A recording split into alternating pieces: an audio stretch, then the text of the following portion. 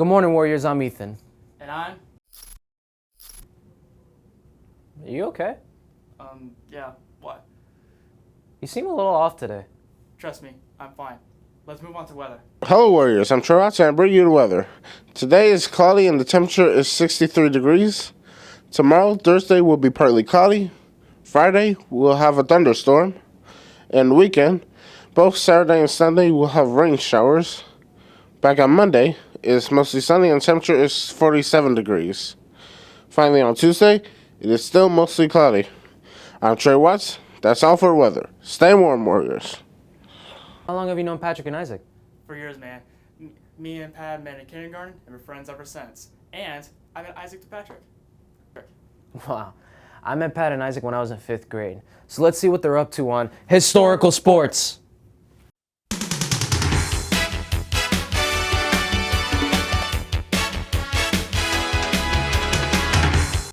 Welcome back to Historical Sports Warriors. I'm Rick. And I'm Isaac. Y'all won't hear our incredible voices again after this week, so we're going to talk about one of our personal favorite moments in NBA history. This historical moment started the elite dynasty of the Golden State Warriors. In 2015, the Warriors beat the Cleveland Cavaliers to start something historic. This was the first championship that the dynasty had won out of what is today 4 NBA championships. The Warriors won the series in 6 games, despite Steph Curry doing what he did best in that series. Andre Iguodala won Finals MVP. The reasoning behind this was because of Steph Curry had already won NBA MVP. Despite the Cavs losing the series, LeBron James also became the first player in NBA Finals history to lead both teams in points, assists, rebounds for the entire series. This began what is still known as the greatest dynasties of all time. We will not see you next week. Stay tuned. What do you have in store for us today? You're just gonna have to find out. See You Again by Charlie Puth and Wiz Khalifa was released on March 10th, 2015, almost 10 years ago. Wow, that makes me feel old. It was the song that was dedicated to Paul Walker after his death in 2013. It came out with the Furious 7 soundtrack, and it was featured at the end of the movie as a send-off to the character Brian and Paul Walker himself. But let's dive in. Charlie Puth at the time was what you would call a nobody. Remember, this was the early 2010s, and Charlie wasn't a megastar like he is today. Back then, he was a kid that made covers to songs on YouTube, so nobody knew who this guy was. They were working on this song. It had these chords, which are the See You Again chords, but it had like this really synthy, like it was a dance song. I was like, okay, I gotta delete everything. I'm a nobody. Instead of hearing, I was like, guys, what if it was just simple? Like, and then just out of my mouth, it's been a long day. Because I was thinking about my friend. None of the vocals had like the feeling, but what I was singing about specifically, you just couldn't hear it in their voice. Finally, it's my turn. Time to take this stupid thing off.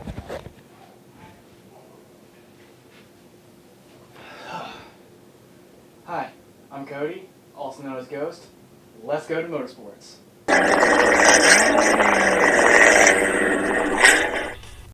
Welcome back to Motorsports. I'm Ghost, and this is my last show, and I'm finishing off with going over my favorite track and hopefully drive it one day, and that's Laguna Seca. Laguna Seca is a 11-turn, 2.238-mile jewel of a road course on California's beautiful Central Coast. While the track is a favorite of racers and fans worldwide, many focus on one specific section, officially turns 8 and 8A, or more commonly known as the corkscrew. And recently went through a court case where the Highway 68 Coalition was saying that the racetrack was being too loud and wanted to close down the track. But the good thing is, on Wednesday, March 20th of 2024, Highway 68 Coalition dropped the lawsuit, and now racing at the track can continue. But to who are listening, thank you for watching Motorsports. I hope you may have learned a thing or two about racing, and hopefully that you want to watch it more. But that's all for now. I hope to see you all on the track. Ghost out. I didn't know you were a ghost. I've always have and always will be. Hang on. Breaking news. Noah's bringing back his most popular segment. You mean The checkerboard wrasse is a colorful marine fish that inhabits coral and rocky reefs in the Indo-Pacific, primarily near parts of Australia and throughout Southeast Asia. The fish are common throughout their range. Their typical depth range is 3 to 100 feet, 1 to 30 meters. Checkerboard wrasses are typically solitary and active during the day. They use their pectoral fins for primary movement. They are capable of changing from females to males later in life. During this process, their coloration changes. Males are blue-green with dark blue-edged scales, producing a checkered pattern. Their head is green with pink streaks. Males have a red-edged tail. Females are similar in appearance to males, but have a pale body, a dark blue checkered pattern and a yellow tail. Juveniles are black and white with a yellow-edged black spot on top.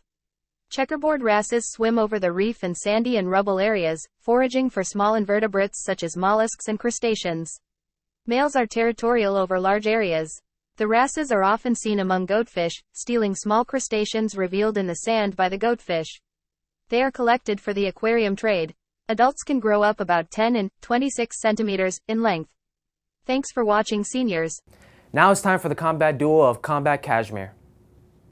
The 11th of November, 1918. September 2nd, 1945. July 27th, 1953. And April 30th, 1975.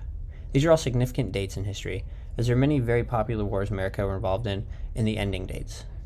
With that said, April 17th, 2024 will be the end of the Combat Cashmere show. It probably won't be coming back in the school news next year, as I'll be gone and no one's probably going to be wanting to do this segment. But I enjoy everyone who is willing to watch the segment and enjoyed it. I hope you guys have a great summer. Peace out, Cherokee. Well, that's the end of our show. But don't leave yet, because we got something in store for you. Our seniors about what's the experience as a senior and do you think you improved this year? And in the past 4 years in this class, I feel like I've learned a lot, especially with editing and green screen and stuff. I kind of just been helping around. I'm in charge of the social media now, but overall I think I really did improve in this class. In general, the senior experience this year has been really fun. I feel like I have improved. Making shows for everybody because, I like making people laugh. I always like to switch it up sometimes, but yeah, I feel like I have improved. My senior experience was all right. I was just kind of here. I think I've improved a lot this year, definitely with being with a partner and also being able to edit the news for this year. The senior year's definitely been different because you're just going to move on with your life after this and also just by enjoying every second of it. My senior experience has been all right. Okay. So as far as my senior experience goes, I had a good time. I think it's time to move on to bigger and better things now. I feel like I improved a bit in this class. I learned a lot for the editing software, but this year I actually had to do a segment on my own. So I definitely feel like I learned a lot in this year. I mean, honestly, I think I could have been better at editing, but I was never the one to spread out my experience. I would always just stick to the same stuff and move on because it was the best I can do. All in all, I mean, it could have been better, but I say for right now, it's probably the best I can get. I didn't really improve in an academic way, more of a social way, like talking, getting to know people, which I feel like those skills are really important for life. So when I joined this class last year, I was in the intro level, and I had been editing videos ever since I was probably around 9 years old. So I knew how to do a lot, the whole production that goes behind it, like the pre-production, the writing. Before I came into this class, I didn't really do pre-production that much. I kind of just went with whatever I said in the moment. So yeah, I think I improved pretty well from this class.